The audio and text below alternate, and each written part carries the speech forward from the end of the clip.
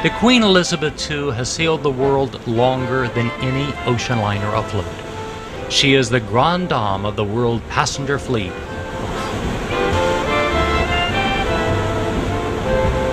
The QE2 World Cruise begins and ends in New York, but few people have the time to make the 100-day journey, so segments are sold. We are going to board in Sydney, Australia, then sail on to Melbourne and Perth. From Perth we will sail to Bali and Brunei, next Manila and then Hong Kong. Next we will sail north to Tokyo, returning to Nagoya, then on to Ho Chi Minh City, before stopping in Singapore and heading to Bangkok, the last stop of our trip. Our journey will begin in Sydney, Australia. In the early pre-dawn hours, the Queen Elizabeth II has arrived.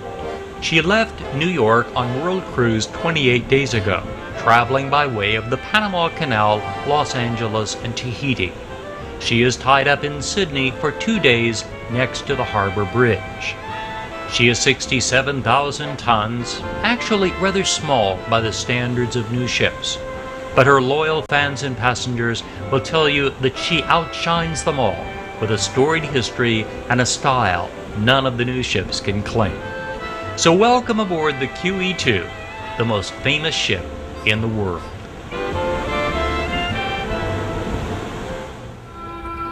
Sydney's best-known site is the Opera House. Designed by the Danish architect Jørn Utzon, the design was intended to represent the billowing sails of boats on Sydney Bay. For 3 decades, it has stood as the leading symbol of this city. Before the Opera House was built, Sydney's best-known site was the Sydney Harbour Bridge, built in 1932. Sydney has an expansive skyline, boasting office buildings, new downtown residential districts, and extensive public transportation, including a monorail system that loops through the city, connecting Darling Harbour, the city centre, and Chinatown. The monorail is fast and efficient and allows you to connect with the city buses and ferries, so you can explore the city easily on your own. Sydney began its life in 1788, when the first fleet arrived. The ships were filled not with optimistic new settlers, but rather with convicts from England. Britain used Australia as its penal colony until 1868. The Strand Arcade is one of Sydney's oldest structures. It was built in the mid-19th century in the style of the Grand Arcades of London. Sydney has many sights to see, but for most people, Sydney is about going to the beach. Manly Beach is one of Sydney's most popular beaches. During Australia's summer, the beaches are packed with people who come to enjoy the sea and the sun. Surfing is a national pastime. Australia's eastern shore attracts enthusiasts from around the world. Australia is known for its unusual wildlife. It is one of the most isolated places on Earth. In this isolation developed some of the world's favorite creatures, including the koala. The koala is Australia's most lovable creature. Nocturnal by nature, they are reluctant photo subjects in broad daylight. They move very slowly, they are herbivores, and they eat only one thing: eucalyptus leaves. The eucalyptus leaves metabolize into their body in a way that, well, keeps them high. They may be cuddly, but they are actually pretty loaded.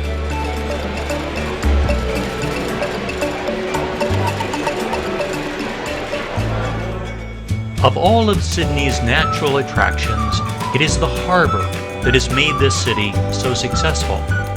The natural harbour is large and filled with protected coves. Connecting all of the harbour towns are one of the world's largest ferry transport systems. Sydney has more workers who commute by ferry than any other city of the world. Before boarding the QE2 for the Orient cruise, we are going to venture out onto Sydney Harbour and take a look at this remarkable city from the water as we ride a ferry across the bay.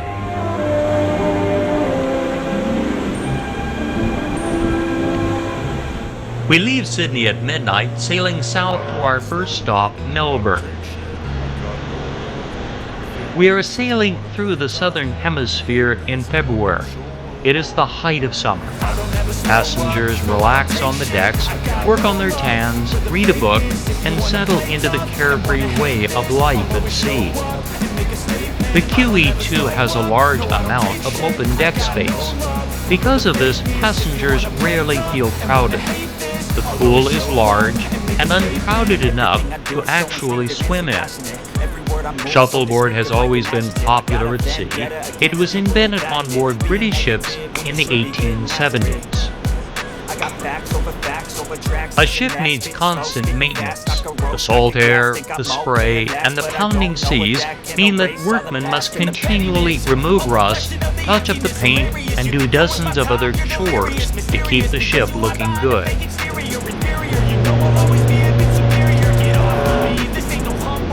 The bow of the QE2 points south as we sail along Australia's eastern coast.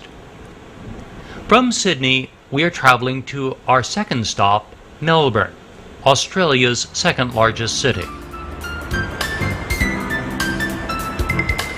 Melbourne is a vital city, modern and ranked as one of the most livable cities of the world.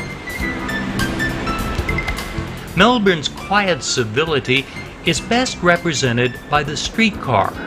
Like Boston or Toronto, the trams are an essential part of Melbourne life. Melbourne is dignified, Sydney is brash. The rattling green trams are a great way to see the city. You can get on or off at many different points and cover the general sights on your own.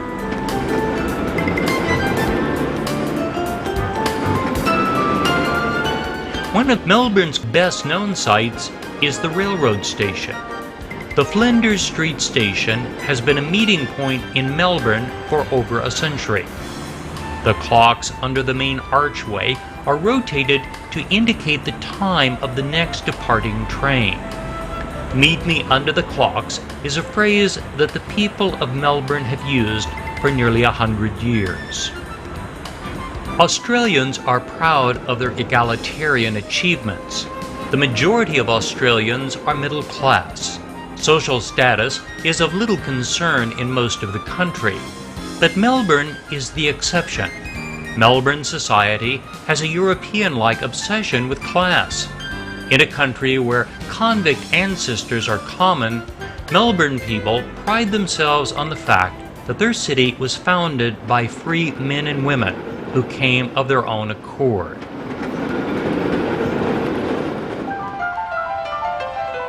The iron used to decorate these houses was used as ballast in the ships sailing from England a century ago.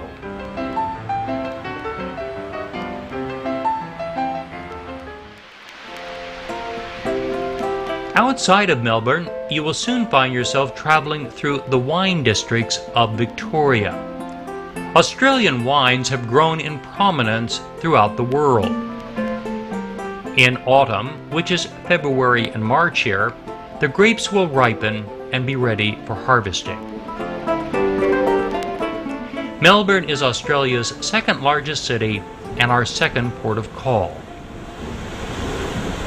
Back at the Melbourne Pier, passengers will be returning from a day of sightseeing. The Cunard logo looms overhead as passengers make their way up the gangway, tired and ready to reboard the ship.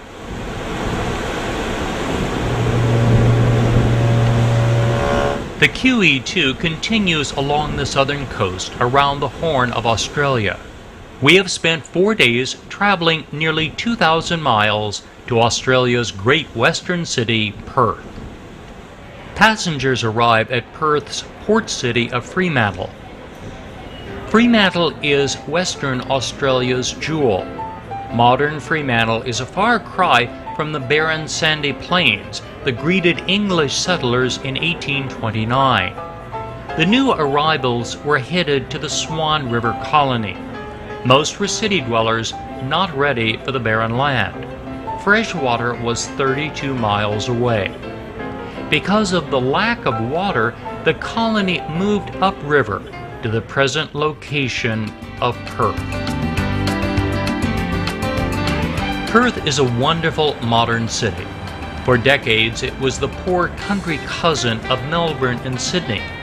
It did not begin its rapid growth until the mid-20th century. Because of this, Perth was planned. It was laid out to accommodate pedestrians and visitors. Perth's best activity is simply walking. London Court is an arcade running between Hay Street and St. George Terrace. The city boasts many pedestrian malls and streets, as well as an extensive railway service. QE2 passengers will come into Perth from Fremantle on trains that run regularly between the city centre and the port. This is the west coast of Australia. It is rugged and dotted with quiet beaches that run for miles. Driving in Australia presents its challenges. In America, you might see signs warning of deer. In Australia, you are reminded to give way to the kangaroo. The kangaroo is Australia's best-known creature. Because of the isolation of Australia, unusual wildlife has evolved. Kangaroos are marsupials. The female carries the young in her pouch until they were able to fend for themselves. Before people arrived, there were millions of kangaroos. Today they are less common, even in the outback. A female hopping along with her baby in tow is about as Australian as you can get. Perth is Australia's great western city and our last stop down under before we head north to the exotic Far East. From Perth, we are going to travel on one of our longest legs as we make our way to the Indonesian island of Bali. Bali is a tender port. The QE2 is too large to tie up at the pier, so she will anchor offshore and tenders will take people to the dock. Once ashore, passengers will be greeted by Balinese musicians and dancers. They extend a welcome greeting to one of the most idyllic spots on Earth.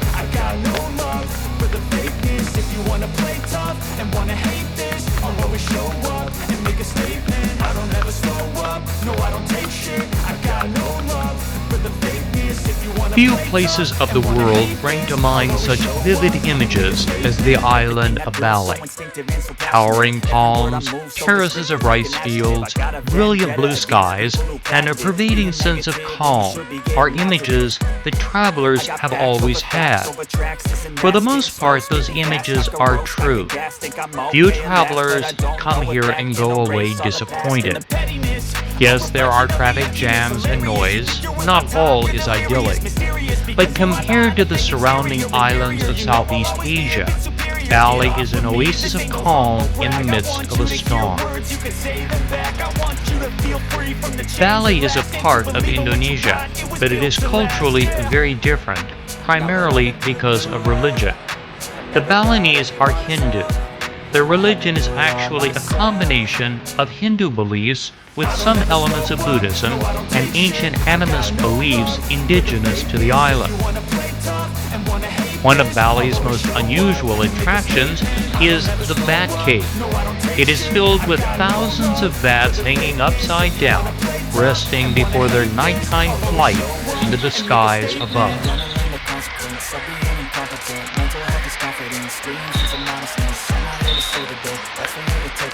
Indonesia is enormous. Bali is only a small island 84 miles long in the midst of one of the largest nations of the world. Its Hindu culture stands in sharp contrast to the Muslim culture of the rest of Indonesia. Indonesia comprises nearly 14,000 islands. In the Balinese capital of Denpasar, the traffic is thick and dominated by scooters and motorbikes. Throughout much of this part of the world, scooters and motorbikes provide the main means of transportation. They are noisy and polluting, but they use far less gas to move people around than cars. Denpasar is a market town of about 50,000 people. The largest market is in the center of the city. Women carry baskets atop their heads, and under umbrellas and canopies, everything from spices to silks to fruits and vegetables are traded to local people and visitors alike. The faces of Bali are beautiful. The people are among the friendliest and most gentle in all of Asia. One of Bali's best-known crafts is the art of batik. This ancient skill involves the use of wax and the dyeing of cloth.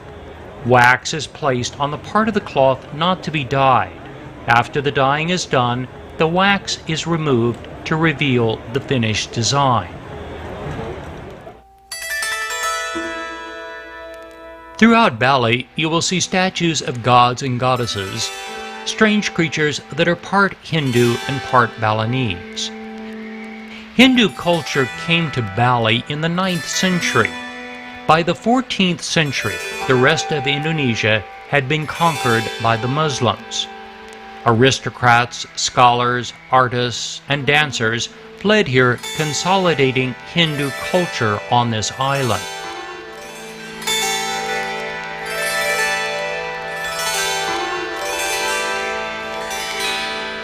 Temple statues are draped in black and white. These aprons symbolize the balance between good and evil. Balance is the goal of the Balinese. Bali is known for culture, and the best known part of Balinese culture is dance.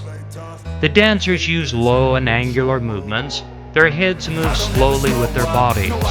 Their eyes dart back and forth as a part of the choreography. They move dramatically across the stage, their long fingernails and hands telling a part of the story.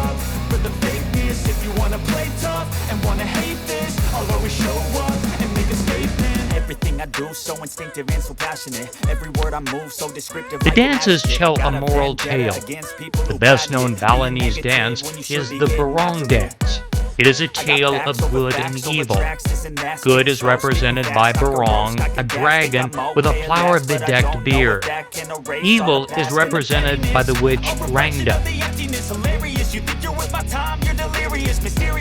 Beautiful female dancers are interwoven throughout the story.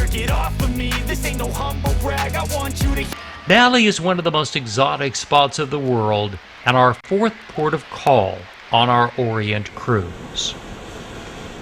At the pier, we board the tender and return to the QE2. With everyone on board, the ship will continue sailing north. The following day, the QE2 is going to cross over the equator back into the northern hemisphere. Passengers who have never been over the line before will kiss the fish and be dunked in the pool. This is a tradition that dates back to the days of the ancient mariners. It is a ceremony that has been handed down from the early explorers to the modern military and to cruise ship passengers and crew on luxury liners like the QE2. The QE2 continues her journey north toward our next port of call, the island of Brunei. As we leave the ship by tender, we are approaching one of the least visited spots of Southeast Asia. Visitors are so uncommon that with the QE2 in port, policemen warn drivers to watch out for tourists crossing. Brunei is a Muslim nation, and Brunei's most amazing sights are its modern mosques. The Omar Ali Saifuddin Mosque was built in 1958 by the 28th Sultan of Brunei. Its golden domes tower over the modern oil-rich town of Bandar. Brunei is one of the richest nations of the world. The wealth is based on oil. The Sultan of Brunei is the richest person on earth. He lives in this gold-domed palace. In this nation, everything is free. Healthcare, education, transportation, there are no taxes.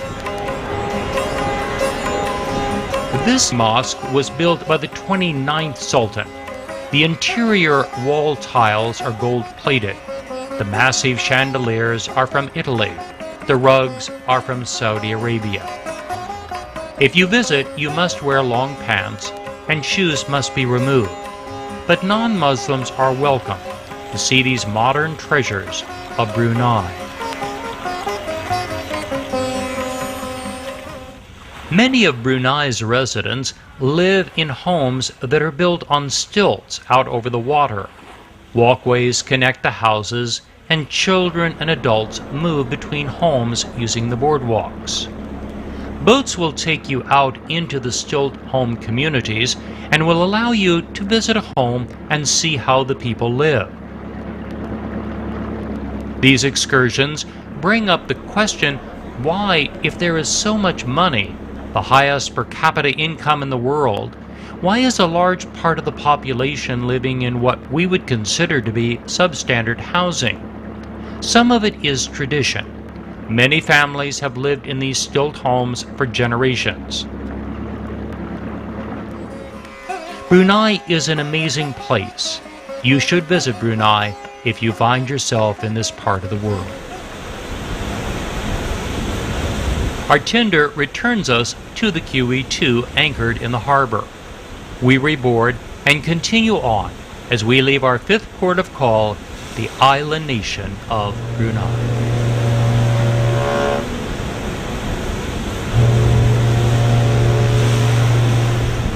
Back at sea, the QE2 continues through the narrow sea channels past endless islands as we make our way on to our next port of call, Manila. This stop is of average interest to passengers, but for the crew it is the most important stop of the year. The QE2 is staffed by many nationalities, but the largest single group is Filipino. This will be the one time in the year they will be able to see their families. Manila is a big, noisy city choked with traffic and dotted with skyscrapers.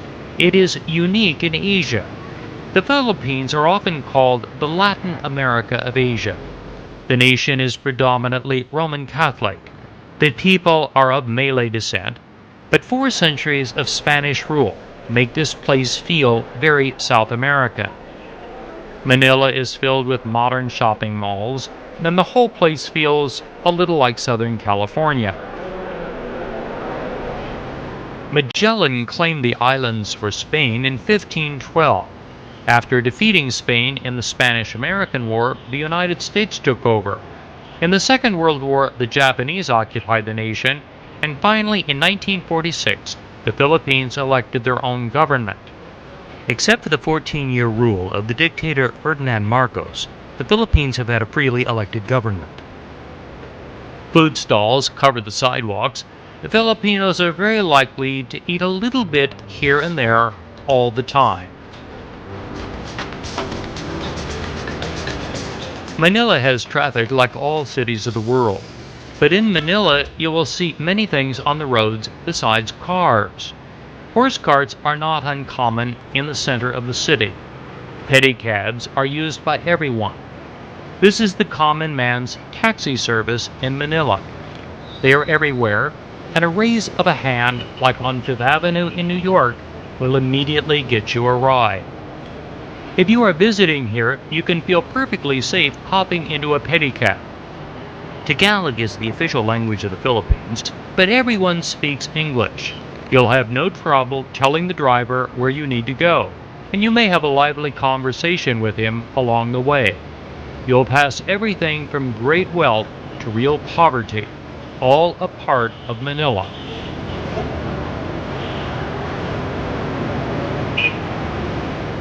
But what dominates the streets are the jeepneys.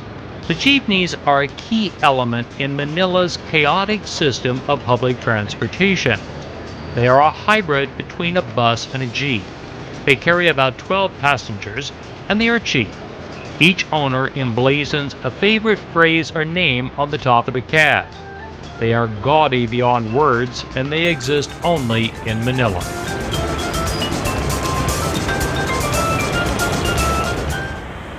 The Rizal Monument was built to honor Jose Rizal, a national hero who fought off the Spanish occupiers.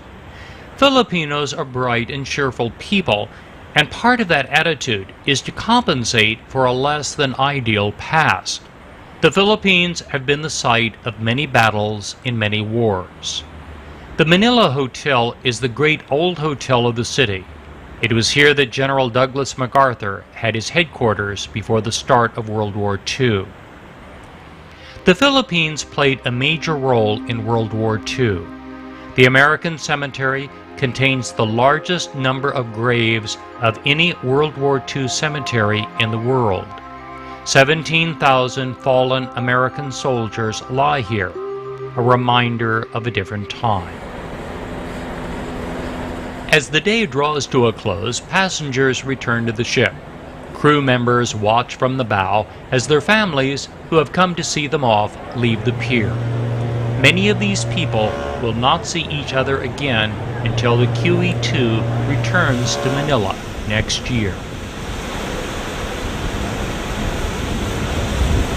Back to sea, the Queen Elizabeth II sails northwest as we near the mainland peninsula of Asia. Tomorrow we will arrive at our seventh port of call, the meeting place of the East and the West, Hong Kong. Approaching on the south side of Hong Kong Island, towering apartment buildings line the shore. The pilot boat comes alongside to bring on the pilot, who will take command of the QE2 and steer her to her berth. The annual arrival of the QE2 in Hong Kong is still, after all these years, a major event. Fireboats fill the air with plumes of water as they welcome the great grande dame of ocean liners, the Queen Elizabeth II.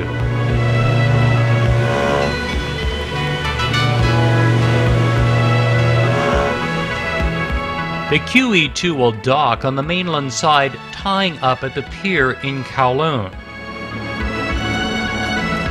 The historic Star Ferry runs across Hong Kong Harbor several times each hour.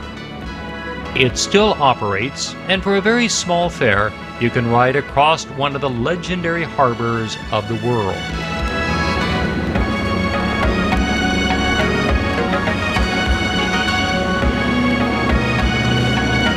Hong Kong is one of the busiest, fast-paced cities of the world. When China regained control after the British lease expired in 1998, there was much concern about what the communists would do with Hong Kong's freewheeling economy. But for the most part, they left it alone. And today Hong Kong operates much as it did before the British left. For nearly 100 years, the Star Ferry was the only way to get to Hong Kong Island from Kowloon. But in the 1970s, Hong Kong built a tunnel under the harbor, and at the same time, they built a world-class subway system that opened in 1979. Today, that 15-minute ferry ride takes only a few minutes in a train. The system is easy to use and understand. 6 different lines fan out through Hong Kong, including a recently completed line to Hong Kong's Disneyland. And if you are visiting Hong Kong, you'll want to take a ride on the subway. Public transportation is the best way to see local people and get a better understanding of how they live. While the subway runs underground, above ground, covering the business center of Victoria on Hong Kong Island, the old double-decker trams continue to rattle along just as they have for nearly 100 years. The trams slow traffic, they are uncomfortable, they sometimes take forever to get you anyplace, but the people of Hong Kong would arrest and hang anyone who suggested getting rid of them. The double-decker trams are one of the few reminders of a different time when the British Empire ruled this free trade port. Few places of the world blend the exotic East with the capitalistic West, as well as Hong Kong. Its past is complicated. The British manipulated the Chinese into ceding them Hong Kong. Then in 1898, they leased the whole place for 99 years. In 1997, when the Union Jack went down for the last time, most of Hong Kong's 6 million people, while apprehensive, felt pride to see the Chinese flag flying after 156 years of foreign rule. China's official policy is one country, two systems. They have, for the most part, not interfered with Hong Kong's wildly successful capitalism. On the peninsula of Kowloon, the main thoroughfare is Nathan Road. While busy and active during the day, it is after dark that Nathan Road comes alive.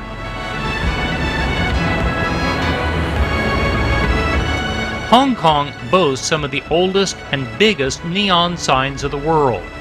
The bright colors mixed with a foreground filled with double-decker buses make Nathan Road after dark one of the great travel experiences of the Far East.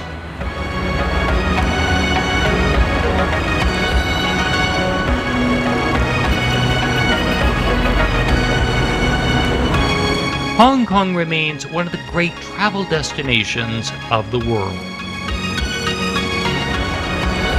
The QE2 returns to sea. We are sailing northeast. It is March, and the weather will become cooler as we head further into the northern hemisphere. From Hong Kong, we are sailing on one of our longest legs as we journey to the nation of Japan and the capital of Tokyo. The ship will dock at Yokohama. This is Tokyo's port city. In the center of Tokyo stands the Great Imperial Palace. It is the home to the Emperor Akihito. It stands in the midst of a park-like setting, in the center of one of the world's biggest and busiest cities. But the heart of Tokyo is this, the Ginza, one of the great shopping streets of the world. The Ginza is to Tokyo what Fifth Avenue and Broadway combined are to New York. In the heart of the Ginza is the Four Chome, the Four Corners, the busiest intersection in this one of the biggest and busiest cities of the world. The best way to get around is on the subway. The Ginza station is Tokyo's equivalent to Times Square. The subway can be pleasant and comfortable except during rush hour, when uniformed attendants act as pushers to push the crowds far enough into the cars so that they can get the doors closed. Traveling in Tokyo can be challenging. English is not widely spoken, and the characters of the language make reading street signs next to impossible. The subway uses both Japanese characters and Western letters, so you can read the names and get it figured out on a map. One of Tokyo's best-known districts is Asakusa. Asakusa has an interesting past. For hundreds of years, it has been the center of Tokyo's popular culture. It is filled with shops, restaurants, markets, and major Shinto shrines and temples. School children in uniforms make field trips here to see the great Shinto shrines. Japan's religious traditions are different from the rest of Asia. Most of Asia has a tradition of Buddhism. In Japan, Buddhism is secondary to Shintoism. The Buddhism that is practiced is more likely to be Amida Buddhism or Nichiren Buddhism. Shintoism is the primary spiritual code of the Japanese. It is not focused on a single prophet, nor does it have any set group of inspired writings. It is based on a set of moral precepts with an emphasis on purification and a belief that God is in nature and all that is around us.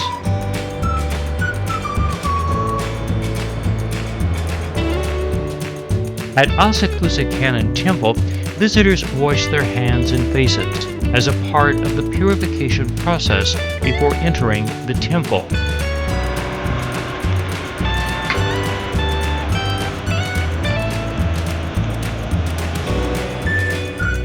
The word Shinto is comprised of two characters and is often translated as the way of the gods. Shintoism is the only major faith of the world that does not have a belief in an afterlife.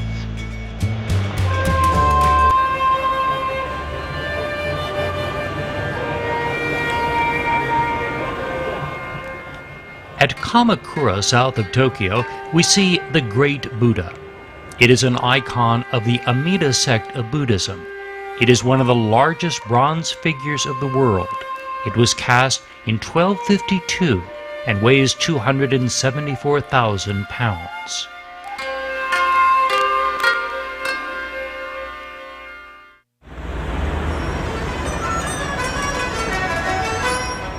But to really capture the modern spirit of the Japanese, we return to Tokyo after dark to see the Ginza by night. Tokyo has one of the largest collections of neon signs in the world outside of Las Vegas. Here, amid some of the most expensive real estate on earth, is a nightly canvas of neon art. The Japanese have tried everything Western imaginable.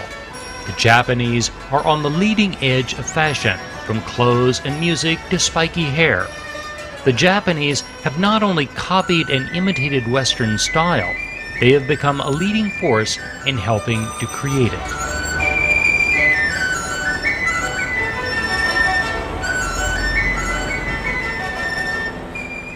Back at Yokohama, the QE2 is fueled and ready for departure.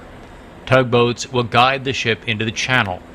We are leaving our 8th port of call and our northernmost destination as we head south back toward the equator.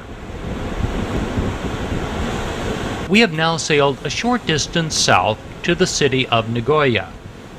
Nagoya is a major industrial port for Japan. Refineries, factories, loading docks, and smokestacks surround the port. Japan is heavily industrialized, and not everything is scenic. The QE2 always attracts a crowd in Japan. The Japanese have always loved ships, and they come out in large numbers to see the QE2 whenever she is docked. Nagoya is Japan's 4th largest city, with over 2 million people. The city has 2 noteworthy attractions. The first is the temple called Osukanan. Bright red pillars, sweeping tile roof lines, white banners waving in the breeze, and statues of gods and goddesses make this a popular attraction. Feeding the pigeons is a pastime children enjoy all over the world. The best time to visit Japan is in the spring, when the cherry blossoms bloom. These lovely blossoms cover the nation for just a few weeks. They add color at a time when winter is finally over. They are the first signs of spring.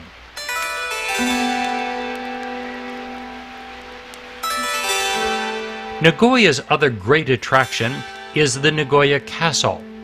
It was built in 1612, and like so many treasures in Japan, was burned during World War II. It was rebuilt in 1959, one of the early reconstruction efforts as Japan began its long journey back from the ashes of the war.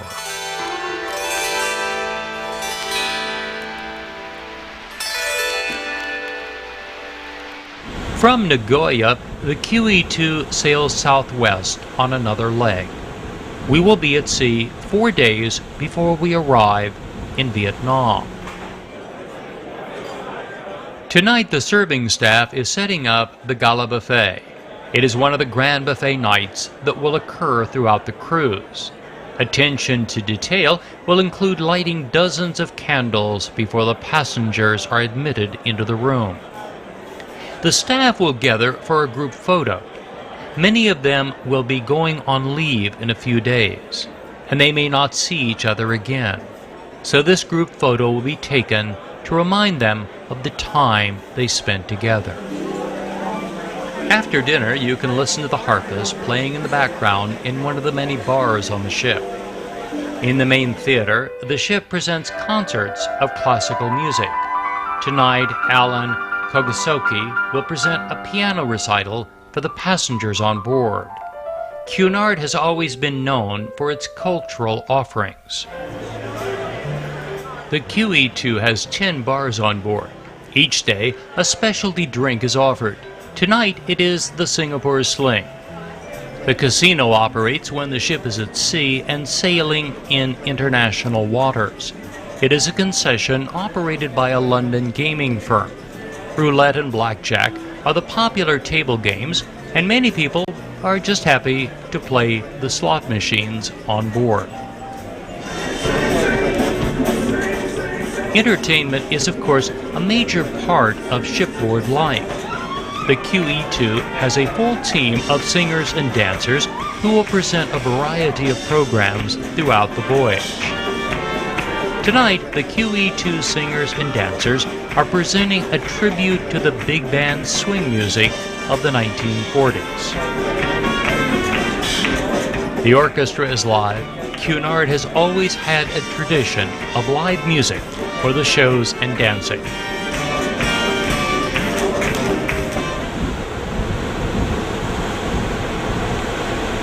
We are making our way southwest from Nagoya, sailing almost 3,000 miles to Ho Chi Minh City, the former capital of South Vietnam, known as Saigon.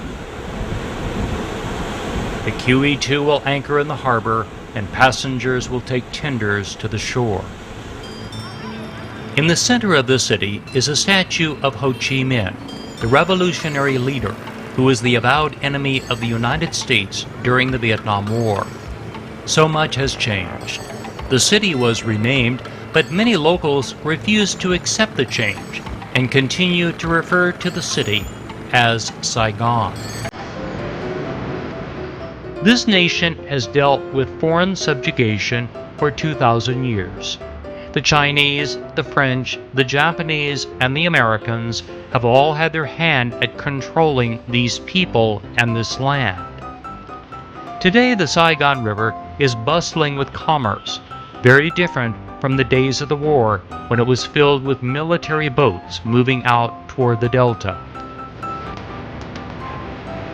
The Majestic Hotel was built in 1925. It has stood through the occupation by the French, the Second World War, the invasion of the Japanese, and the American presence. The Continental Hotel was the setting of Graham Greene's The Quiet American. But it was the Rex Hotel that became known during the war. This was the home of the foreign reporters. From the exotic rooftop bar, dispatches were sent out reporting on the military successes and failures of the day.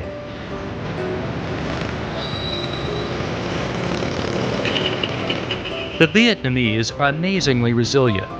They have brought themselves back time and time again to the culture that was always truly their own. Saigon has rebuilt and regrouped in an amazingly short period of time, and with no foreign aid from the United States. The traffic is chaotic. Motor scooters, bicycles, cars, trucks, buses, and cyclos are all joined together into a whirlpool of traffic like no other in the world. Vietnam is filled with roundabouts. A taxi driver told me that the rule of thumb was to only watch straight in front of you. If everyone only looks at what is directly in front of them, everything manages to function. The market of Ho Chi Minh City is chaotic like everything else in Vietnam.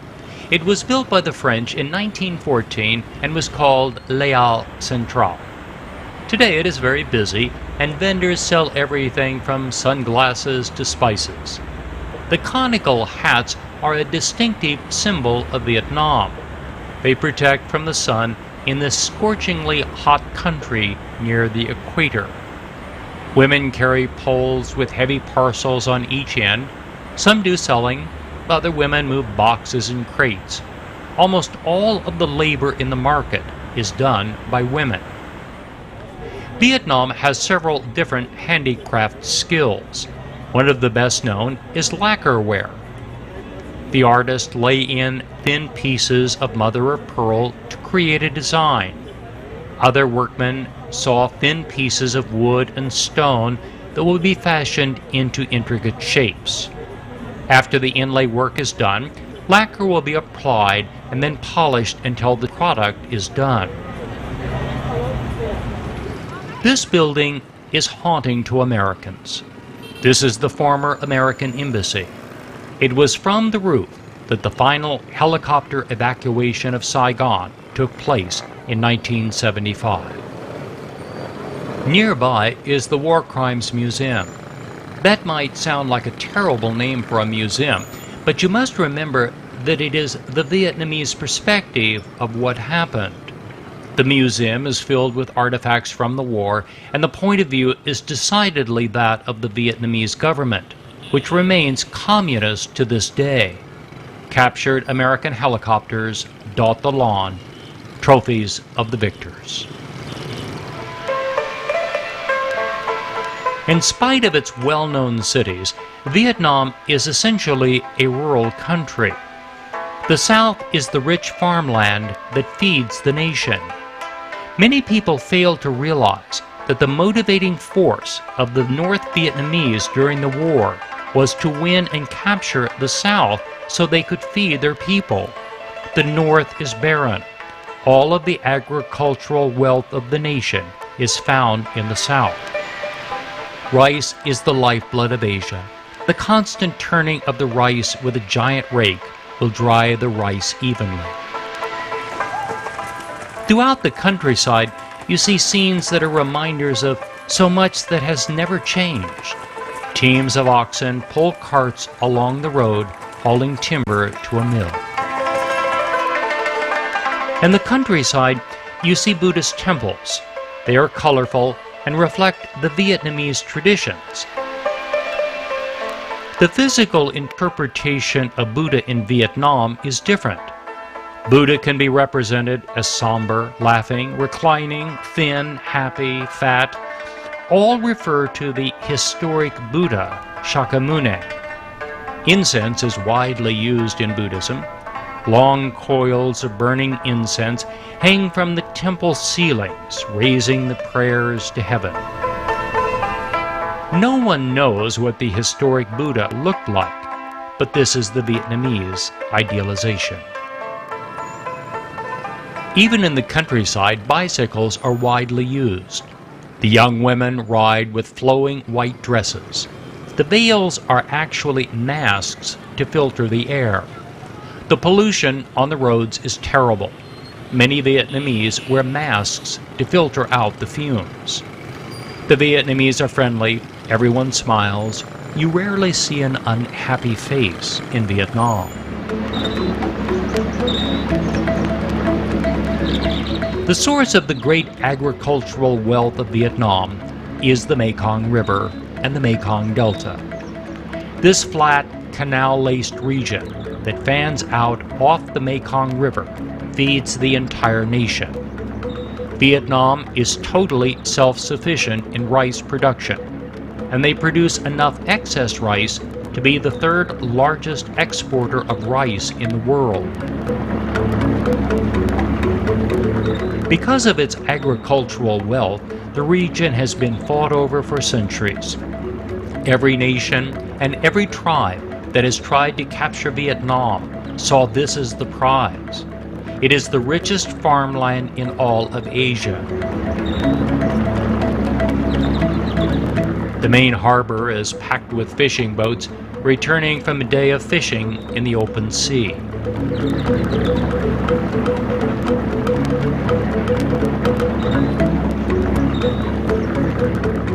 The houses are built on stilts.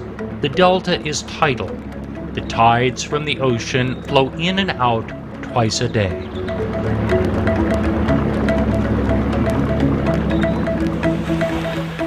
To capture the spirit of the delta, we are going to take a small boat ride through the jungle.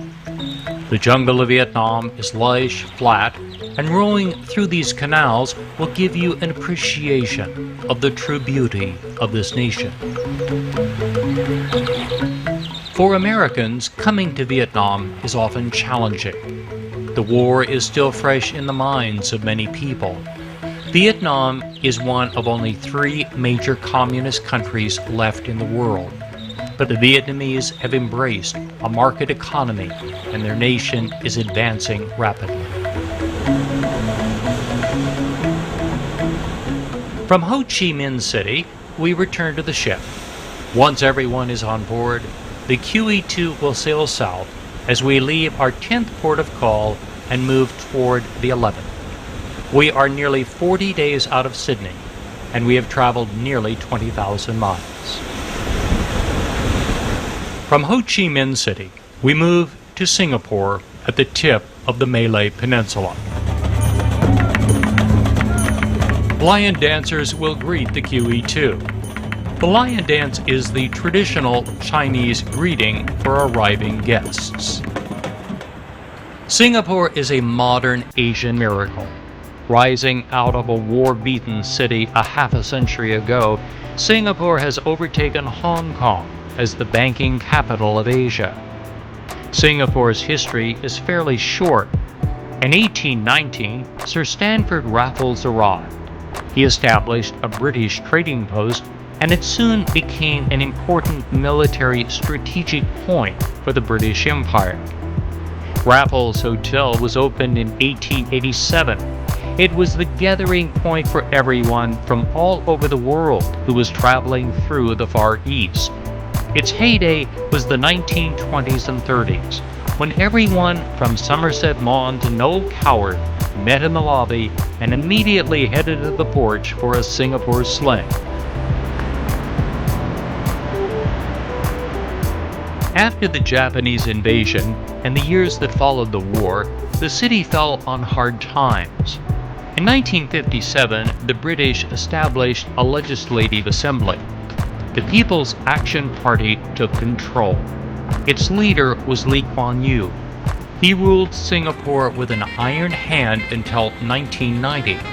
He has been succeeded by his son. Singapore will challenge your concept of civil rights. Singapore is without question the best run, cleanest, and most efficient city in the world. There is no poverty. The government provides all services at no cost, but in exchange, Singaporeans long ago agreed not to challenge things. There is essentially no freedom of the press.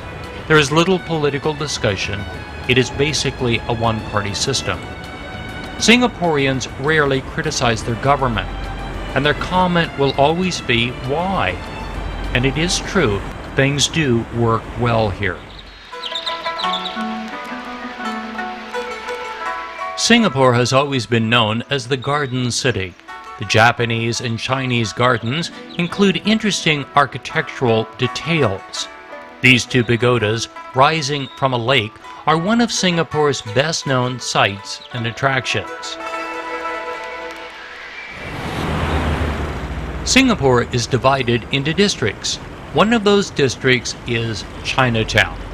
It seems odd to have a Chinatown here, but Singapore is ethnically very mixed. The Chinese originally settled in their own part of town. Today, most of Singapore is of Chinese or Malay descent, but Singapore has large groups representing other ethnic origins. Singapore started as a British community. There were few people here until the British arrived. St. Andrew's Cathedral reflects Singapore's Anglican heritage. But soon the Indians arrived, and they brought with them their religion and faith. Elaborate Hindu temples stand just outside of Singapore's Chinatown. The Hindu faith is based on a belief in three gods: Brahma, the creator, Vishnu, the preserver, and Shiva, the destroyer. Hinduism is the world's third largest religion after Christianity and Islam. Next, the Arabs came. They built elaborate mosques throughout the city. Islam is a monotheistic religion, more akin to Judeo-Christian traditions than the traditions of Eastern faith. 5 times a day, the call to prayer can be heard from the minarets of the mosques of the city.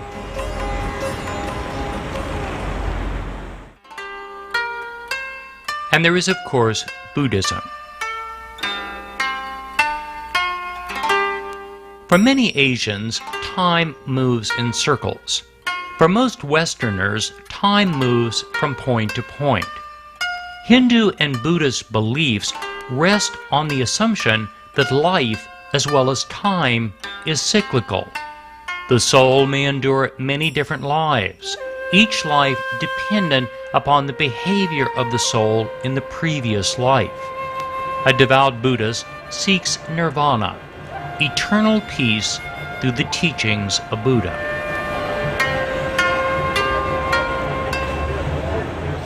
One of Singapore's best-known attractions is Tiger Balm Gardens. This collection of creatures and figures was the project of 2 brothers who manufactured Tiger Balm, an all-purpose salve intended to cure everything from bursitis to headaches. In the days before mass advertising, this park was the goodwill gesture of a company to its customers to create a bit of amusement in an oddly Oriental way. Singapore is an amazing city-state, and it is our 11th port of call on our Orient cruise. The QE2 is back to sea, sailing toward our final destination. We have traveled nearly 25,000 miles. We have gone over the equator twice, and we are approaching our final port of call, the exotic city of Bangkok. The ship will dock at Pattaya. We will then travel overland to the capital of Thailand, Bangkok. The Chao Phraya River runs through the center of the city, which sprawls over the region with no feeling of a hub at all. It is one of Asia's most frenetic, noisy capitals. Thailand is a kingdom. It is a constitutional monarchy. The king is the longest reigning monarch in the world. The first thing you will notice in Bangkok is the traffic. The city is choked with everything, from cars to trucks to scooters and the ever-present tuk-tuks. These are Bangkok's quick and easy taxi system. They are 3-wheeled, unstable, noisy, and you will think they are falling apart. But the tuk-tuks have been moving people around for decades. A good English-speaking driver can give you a wonderful whirlwind tour of the city in these motorized tricycles. Bangkok has no center. The closest thing to a center the city has is the river. The Chao Phraya River is the lifeblood of the city. River buses move up and down the Chao Phraya, letting passengers on and off. And from the river run hundreds of canals that make Bangkok the Venice of the East. One of Bangkok's most interesting experiences is hiring a water taxi to take you through the canals. The water taxis are long boats with majestic prows. The boats are steered by a helmsman who moves the entire engine, which is attached to a long shaft that extends far beyond the boat. They are incredibly noisy, coughing up fumes, but the whole experience is so typically Thai, a combination of frenetic craziness with peaceful solitude. Many of the people of Bangkok live in houses on canals. The homes are built on stilts. People move between the homes using boats.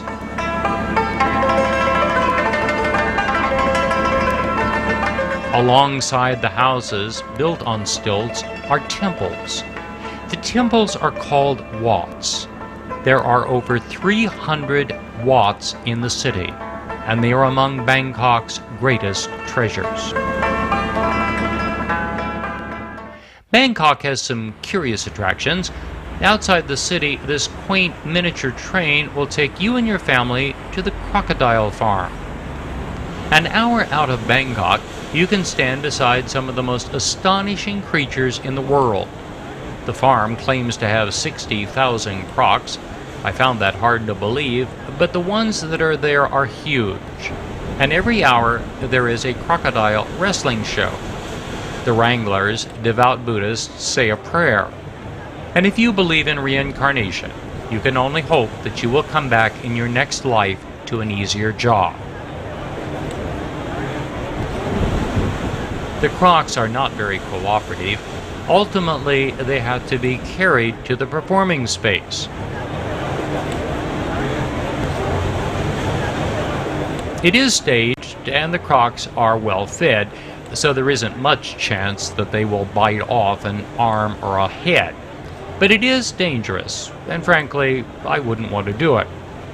Animal rights people find it appalling, but the farm claims that they have been conservation-minded, and in fact have saved several species.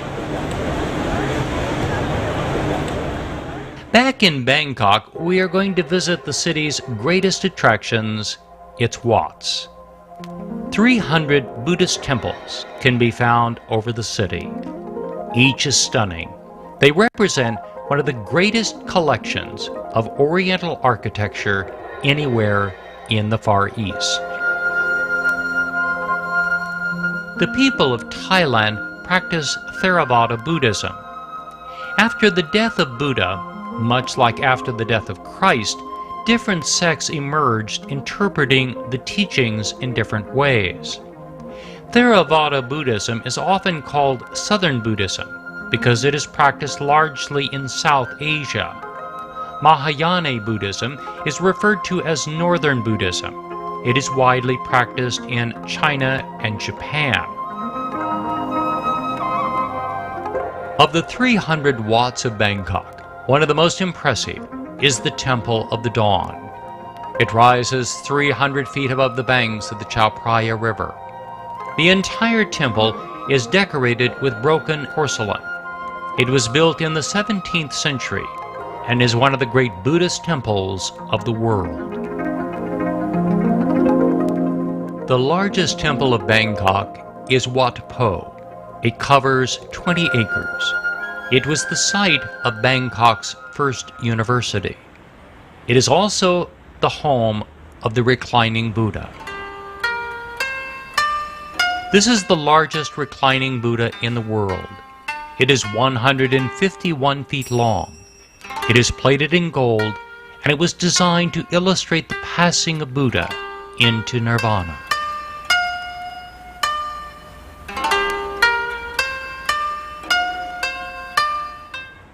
Of all of the architectural treasures of Bangkok, nothing rivals the Royal Palace. Built under the reign of Rama I, construction began in 1782. This palace stands as one of the great sights of the world. It rivals the Taj Mahal. Giant dragon figures stand guard. They represent mythical figures of Thai history. They stand as permanent sentinels of the great palace halls.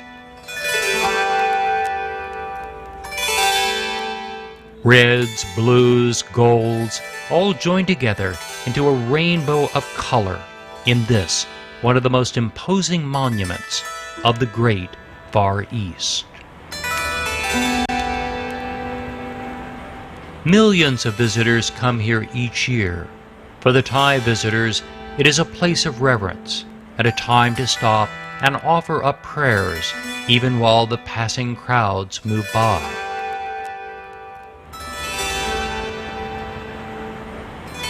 We began our journey 47 days ago. We have seen the Opera House of Sydney, the mosques of Brunei, the Great Wall of China, the Kamakura Buddha, and the Shinto shrines of Japan. But of all of the sights we have seen, the Royal Palace of Bangkok stands as the most stunning architectural wonder of the Great Far East. Bangkok is an amazing place, a stop you should make in your travels around the world. From Bangkok, we return to Pattaya and then take a tender back to the ship. From Bangkok, the QE2 will sail on to India before heading to the Suez, the Mediterranean, and on to her Southampton home. The Queen Elizabeth II has sailed the world longer than any ocean liner afloat. She has stopped in more exotic locales, logged more miles, and hosted more passengers than any ship on Earth. She is the grande dame of the world passenger fleet, the last true ocean liner of the world.